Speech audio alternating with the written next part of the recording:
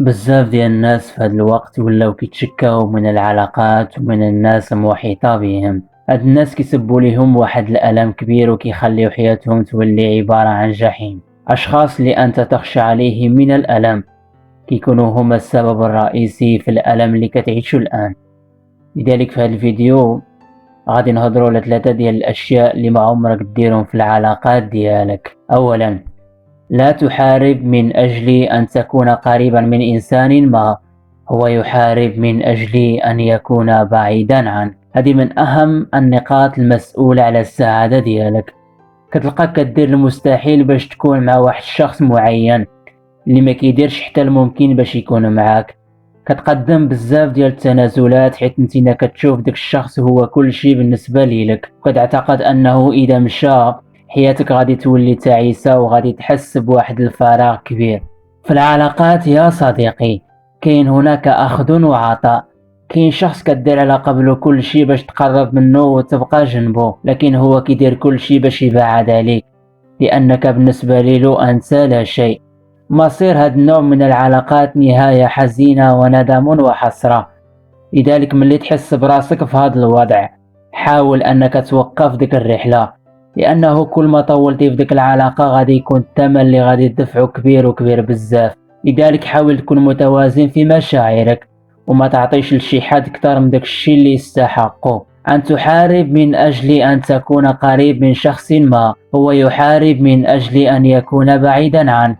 تلك حرب أنت الخاسر الأكبر فيها. ثانيا، لا تتصنع صفات معينة غير موجودة فيك أصلا. هذه نقطة مهمة.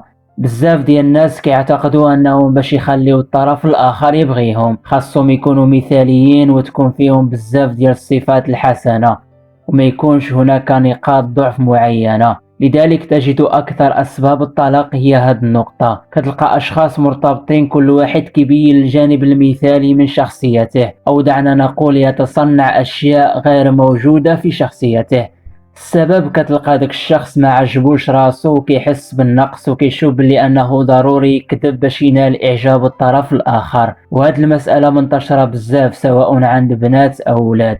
لذلك أهم حاجة خاصك تعرفها بلي حتى حاجة ما كتبقى مخفية، غيجي واحد النهار كلشي كيظهر على حقيقته. إلى متى غادي تبقاو تصنعوا؟ غدا أو بعد غد غادي تزوجوا كلشي كيتفرش اللي فيه شي صفة كتبان وكيبداو المشاكل. انا ما كنتش عارفه باللي نتينا هكذاك وكتفكر بهذه الطريقه، انا كنت كنشوف فيك شخص اخر، دابا كنحس بك مختلف وزيد وزيد. لذلك نصيحتي حاول تبقى كيف ما انت. اللي غادي يبغيك غادي يبغيك كيف ما انت، ما محتاج لا تصنع لا تكذب لا والو. لانك صدقني اذا كذبت كذبه واحده ستكون مضطرا ان تكذب 10 مرات اخرى باش تغطي على الكذبه الاولى، وغادي يجي النهار غتبان الحقيقة. اللهم كن حقيقي من النهار الأول بلا ما تصنع بلا والو. ثالثا وأخيرا، ما تركزش على عدد الأصدقاء إنما شوف الجودة ديالهم. هذه من النقاط الهامة جدا.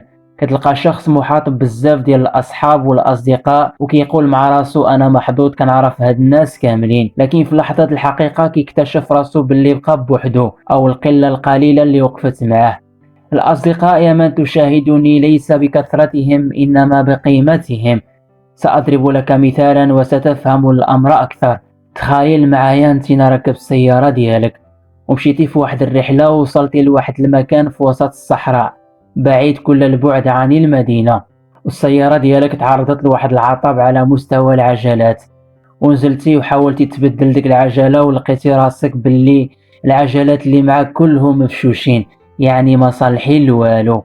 قلتي مع راسك وكان عندي غير عجلة واحدة خدامة مزيان حسن من هاد العدد كامل اللي ما صالح لوالو. كذلك نفس الأمر بالنسبة للعلاقات والأصدقاء.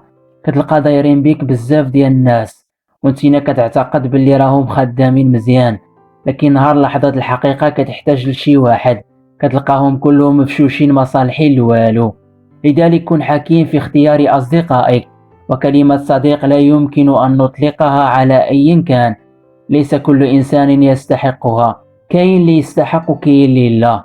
الميساج اللي بغيت نوصل لك ركز على القيمة والجودة الناس المحيطين بك، ما تركزش على العدد الكبير. صديق واحد وفي معك في الحلوة والمرة أحسن من 10 كيعرفوك فقط في وقت الحاجة. الصديق الحقيقي هو اللي غادي يكون معك في الوقت اللي كل الناس تخلاو عليك. الصديق الحقيقي هو اللي غادي يعرفك شني محتاج بلا ما تقولها له. إذا عندك هذا النوع من الأصدقاء في حياتك فهنيئا لك، وإذا لم يكن فعيش أجمل قصة حب وصداقة بينك وبين نفسك. الله المعين.